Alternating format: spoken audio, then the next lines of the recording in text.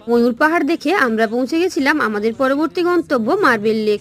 দেখো, মার্বেল লেকে ঢোকার মুখটাতে দুদিকে ছিল এমন ছোট ছোট দোকান, যেখানে পাওয়া যাচ্ছিল বিভিন্ন ধরনের মাখা, পুরুলিয়ার ছৌ নাচের মুখোশ আর কাঠের তৈরি বিভিন্ন জিনিসপত্র। আর ওপরটা ছিল এভাবে শালপাতার ছাউনি দিয়ে ছাওয়া দেওয়া।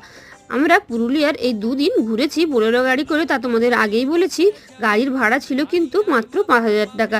খুব সস্তায় আমরা পুরুলিয়া ট্যুরটা করতে পেরেছি।